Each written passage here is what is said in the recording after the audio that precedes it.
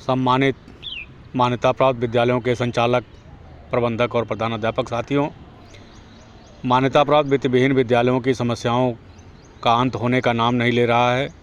एक समस्या का समाधान कराइए, दूसरी समस्या सामने आ जाती है। अभी 25 फरवरी को निदेशक माध्यमिक शिक्षा ने सदन के प्रश्न के उत्तर में जो पत्र जारी किया है माननीय मंत्री जी जयवीर सिंह जी के प्रश्न पर, वह मान्यता प्राप्त वित्त विहीन विद्यालयों के लिए बहुत ही कठिन है। जैसा कि मैं पहले से ही कहता चला आ रहा हूं कि वित्त विहीन मान्यता प्राप्त विद्यालयों के प्रधानाध्यापक, अध्यापक और कर्मचारियों को सरकार खजाने से वेतन और मानदेय नहीं दे सकती, प्रबंध समितियों को ही देना पड़ेगा। यही सरकार भी कह रही है और यही मेरा भी मानना है। लेकिन प्रबंध समिति कहाँ से देगी, कैसे देगी, यह विचारणीय प्रश्न है और इस पर सरकार को भी सोचना चाहिए। प्रबंध समितियों ने अपने खून पसीने की कमाई से करोड़ों रुपया खर्च कर ज़मीन और भवन दोनों की व्यवस्था करके विद्यालय संचालित किया और लगातार विद्यालय चला रहे हैं। अभिभावक के द्वारा शुल्क के रूप में दिए गए छोटी सी धनराशि से विद्यालय को व्यवस्थित कर कार्य करने वाले कर्मचारियों, प्रधानाध्यापक और अध्यापकों को क्षमता अनुसार वेतन भुगतान प्रबंध समितियां कर रही हैं। अब प्रश्न यह खड़ा होता है कि सरकार के अध्यापकों के बराबर वेतन भुगतान कैसे किया जाए, प्रबंध समितियां कैसे करें। तो इसके लिए उत्तर प्रदेश बेसिक शिक्षक संघ लगातार कहता चला आ रहा है कि नर्सरी से कक्षा 12 तक के संपूर्ण बच्चे चाहे जहां भी पढ़ते हों वह निःशुल्क होने चाहिए और राजकीय सहायता प्राप्त परिषदीय स्कूलों में जितने रुपए प्रति बच्चे प्रति माह सरकार खर्च कर रही है, उतने रुपए प्रति बच्चे प्रति माह सभी वित्त विहीन विद्यालयों के प्रबंध समितियों के खाते में सरकार को क्षतिपूर्ति के रूप में भुगतान करना चाहिए। उस पैसे के 80% धनराशि को प्रबंध समितियां अपने विद्यालय के प्रधानाध्यापक, अध्यापकों और कर्मचारियों के बीच वेतन मानदेय के रूप में वितरित करें और 20% धनराशि से विद्यालय की व्यवस्था को देखें। और इसके लिए सरकार को विचार करना चाहिए। आवश्यकता पड़े तो अभिभावक के ऊपर और भी अप्रत्यक्ष रूप से एजुकेशन टैक्स, शिक्षा कर लगा देना चाहिए।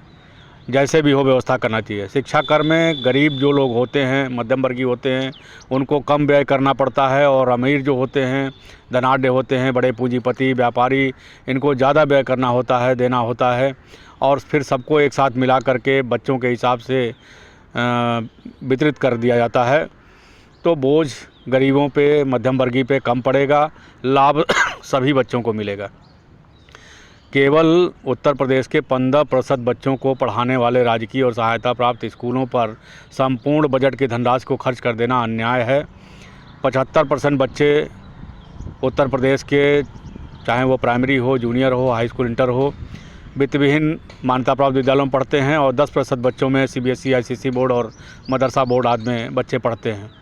तो ऐसे में 85% बच्चों के हिसाब से बजट को बाँट करके और सरकार को प्रत्येक बच्चे के हिसाब से पैसा, जो न्यूनतम हमारे ख्याल से 2000 रुपये प्रति बच्चे प्रति माह होता है, प्रत्येक विद्यालय को भेजा जाना चाहिए क्षतिपूर्ति के रूप में।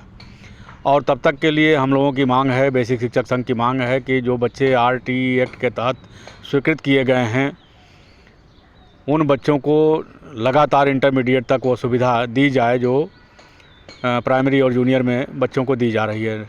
नर्सरी से कक्षा 8 तक बच्चों को दी जा रही है निःशुल्क शिक्षा की व्यवस्था और बदले में क्षतिपूर्ति की धनराशि विद्यालय को दिया जा रहा है। क्षतिपूर्ति की धनराशि बहुत ही कम है, 450 रुपये से बढ़कर के 2000 रुपये प्रति बच्चे प्रति माह होना चाहिए। या सरकार जैसा भी उचित समझे कि राजकीय सहायता प्राप्त स्कूलों पर जितने रुपए प्रति बच्चे प्रति माह का व्यय आ रहा है, उतने रुपए औसत के हिसाब से प्रत्येक विद्यालय को क्षतिपूर्ति जाना चाहिए और इसका आवाज़ उठना चाहिए। इसके लिए संघर्ष होना चाहिए।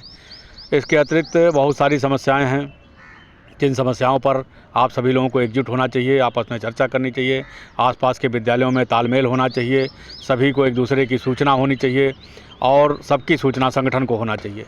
आप किसी भी समस्या के लिए 9919030638 पर संपर्क कर सकते हैं। आपकी हर समस्याओं का समाधान उत्तर प्रदेश बेसिक शिक्षक संघ कराएगा। कहीं भी आपको कोई दिक्कत आ रही है, आपकी दिक्कतों का निवारण कराया जाएगा।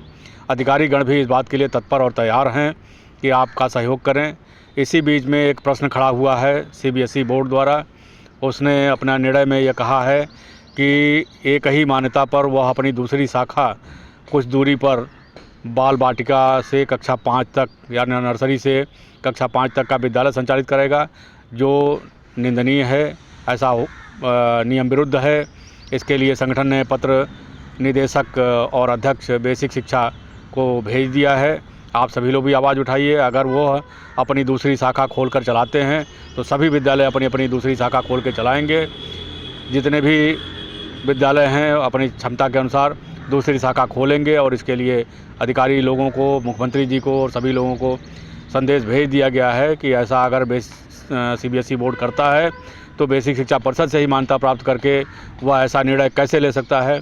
बेसिक शिक्षा परिषद से मान्यता प्राप्त सभी विद्यालय भी अपनी दूसरी शाखा चलाएंगे और इसके लिए उनको अधिकृत किया जाए, ऐसा आदेश जारी किया जाए और यह आदेश जो CBSE बोर्ड ने किया है उसको निरस्त किया जाए, उस पर इस निर्णय को प्रतिबंधित किया जाए, ऐसा बेसिक शिक्षक संघ ने मांग किया है। आप सभी लोग भी आवाज़ उठाइए। ऐसा नहीं होना चाहिए। अब जो विद्यालय संचालित हो रहे हैं वही किसी तरह से मान्यता प्राप्त कर लें, उनको किसी तरह से मान्यता दिया जाए। न तो नवीन विद्यालय खोले जाएं, न नवीन मान्यता दी जाए। विद्यालयों की संख्या बहुत ज़्यादा हो गया है। एक विद्यालय पर केवल 185 बच्चों का औसत आ रहा है मेरे हिसाब से। हो सकता है थोड़ा बहुत आगे पीछे हो, लेकिन इससे ज़्यादा नहीं। 200 बच्चों से ज़्यादा की संख्या एक विद्यालय पर नहीं रह गया है। विद्यालय बहुत हो चुके हैं, अब कोई आवश्यकता नहीं है। आप सभी लोग आवाज़ उठाइए, साथ आइए, सहयोग करिए। धन्यवाद। सुशील सिन्हा, प्रदेश संगठन मंत्री, उत्तर प्रदेश बेसिक शिक्षक संघ, उत्तर प्रदेश 9919030638।